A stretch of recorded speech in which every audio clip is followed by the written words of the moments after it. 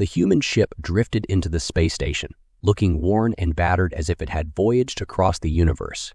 Its alien crew disembarked, a coalition of various extraterrestrial species who had joined forces for this monumental first contact. They had intercepted faint signals from this remote system that indicated intelligent life and technology, and they were stunned when scans showed the signals originated from the third planet, capable of supporting life but still a primitive, volatile world. The aliens gawked as the first human stepped forth. He was Captain John Smith, representing humanity and the United Earth Confederacy. Smith looked equally amazed at the variety of alien forms before him, but he regained composure and extended a hand in greeting. "On behalf of humanity, I'm pleased to meet representatives from other advanced civilizations," Smith said. The aliens looked puzzled. Advanced. These humans came from an undeveloped world that had only recently discovered space travel. They lived short, brutish lives with no ability to transfer consciousness upon death. How could they call themselves advanced? Despite their confusion, the aliens returned the greeting. They explained how they had picked up television signals leaked from Earth, giving them a glimpse into this emerging culture. The humans seemed primitive, constantly fighting wars over resources and land, and the ideas they valued, individual freedoms, personal expression, free market economics, went against the communal beliefs held sacred by most spacefaring civilizations. "We have come to provide guidance to your people, so you may progress properly," said the alien diplomat. The other aliens murmured in agreement. The humans would benefit greatly from their tutelage. But the aliens' condescension irritated Captain Smith. "With all due respect, humanity doesn't need any guidance. Our technology may seem primitive to you, but we developed it completely independently, and our worldviews work for us." The aliens were shocked. How could this human be so rude when they were offering their help? He knew nothing of their advanced technology and millennia-old civilization. Smith's pride was clearly a character flaw. "Perhaps you fail to grasp the differences between our cultures," an alien scholar said gently. "We do not use currency or unnecessary luxuries. We have no inequality or suffering. Every being is interconnected through our psychic link, sharing knowledge and resources for the common good." Captain Smith listened, then shook his head. "I understand you mean well, but humanity would find that lifestyle restrictive. We value our individuality, competition, and visionaries who challenge conventions. Our diversity and free markets drive invention. It's why we've progressed so quickly with no outside help." The aliens stared in bafflement. This primitive human claimed his war-ridden, divided, materialistic culture was superior. Undoubtedly, they would tear each other apart without guidance. "You must have been misled by your limited perspective," an alien envoy said. "But soon your factionalism will end. Our unity will welcome you, and humankind will find its proper place among our coalition." Now Captain Smith became angry. "Like hell, it will. We don't need to join any damn coalition. Humans can manage just fine on our own." The aliens gasped. This impertinent human dared refuse their generous offer of assimilation.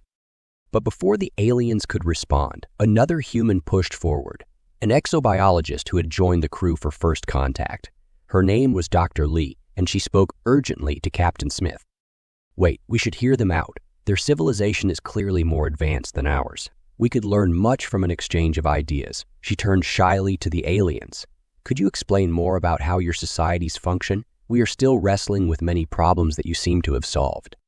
The aliens relaxed. Finally, a reasonable human. "Of course we would happily explain our ways," the diplomat said, giving Lee a gracious gesture of welcoming. "In unity, there is no warfare, poverty, exploitation, or environmental destruction. We assimilate different species into a single whole, joining both biological and technological components." He went on to describe how their collective consciousness and mastery over nature had abolished injustice. By merging organic life with artificial intelligence, they had made scientific breakthroughs beyond human comprehension. "We augment our physical forms with cybernetic implants for health, strength, and intelligence," he explained. "We can transfer our consciousness across vast distances and into new bodies. Within unity, there is no disease, aging, or death." Dr. Lee listened, enraptured but skeptical. "Fascinating. But doesn't a shared group mind and lack of individuality stunt society's progress?" How does your culture innovate without visionaries questioning norms? The aliens were puzzled by her question.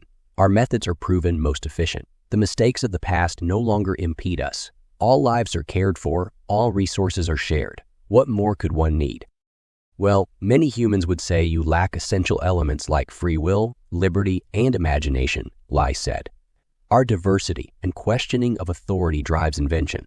It spurs our creativity in ways a single mindset could not. She pointed to the battered human ship. Just look at what we've accomplished so quickly without any advantages. Unique minds envisioning a different future are what lead societies to advance. The aliens looked at the shabby vessel, wholly unimpressed. We fail to grasp your meaning. Our technology is clearly superior as we developed space travel eons ago. What could your chaotic culture possibly innovate? At this, Li smiled enigmatically. There was something uncanny in her expression that gave the aliens pause. It was unknown, somehow an unsettling glint of something beyond the Unity's core programming. Humans dream, Li said simply. It unlocks our minds to explore new realities. The aliens froze. Their translation devices had rendered her last word as mangled gibberish. Dream, the diplomat asked hesitantly. We do not comprehend this concept. Li nodded. Dreaming is a biological phenomenon. When we sleep, our minds create fully immersive worlds. Dreams can be anything the human imagination conceives. Beautiful, bizarre, lurid, nonsensical. But they unlock creative possibilities we never considered while awake. The aliens listened, baffled. Sleep was when the Unity updated and diagnosed itself. The concept of creating whole realities separate from their shared cognitive space was utterly alien. So Li attempted to describe what dreams were like, how they allowed humans to deviate from logic and practicality, exploring riskier visions that sometimes led to genius breakthroughs. She told them of life-saving medical insights, radical new technologies, and visionary works of art, all sparked by dreams. But the aliens struggled to comprehend such a chaotic, unproductive process. Without a clear purpose, how could any benefit emerge from such randomness? Yet Li persisted. Scientists say dreams helped our brains evolve faster, and we've learned to record and study them for insights. Then her eyes lit up. Can your species sleep? Would you like to experience a lucid dream? The aliens froze. The concept seemed dangerously irregular, and yet their logic centers were drawn by morbid curiosity, an intense pull towards this alien chaos. One diplomat cautiously agreed to try the human custom, laying down to mimic sleep.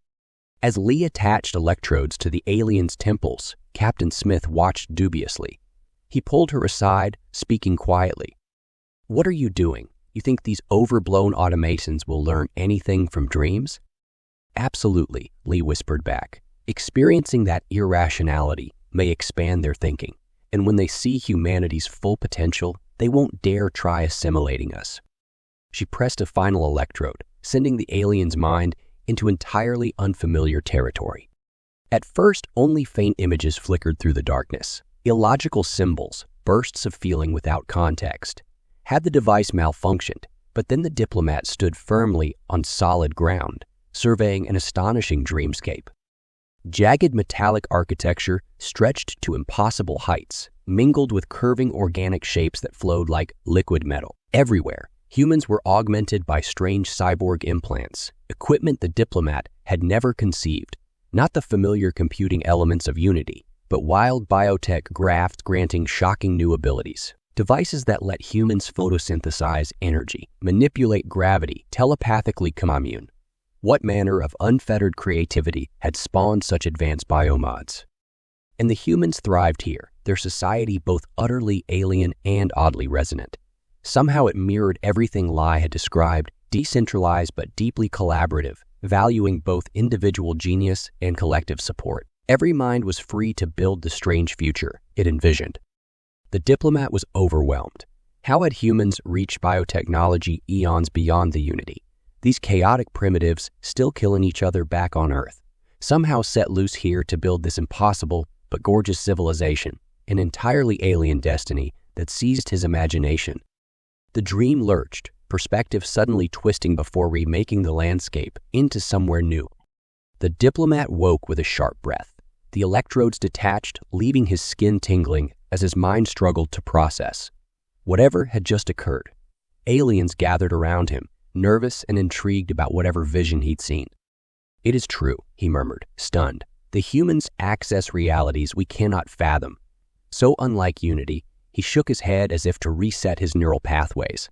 "I must consult with the others. Excuse me." The aliens conferred in urgent whispers. Lai shot a defiant grin at Captain Smith. Once the full Unity had experienced dreams, there was no way they could threaten humanity or deter its ascension to the stars. Humanity's destiny had always lain in the unmapped country of imagination, and the aliens who believed themselves beyond evolution had just caught their first glimpse.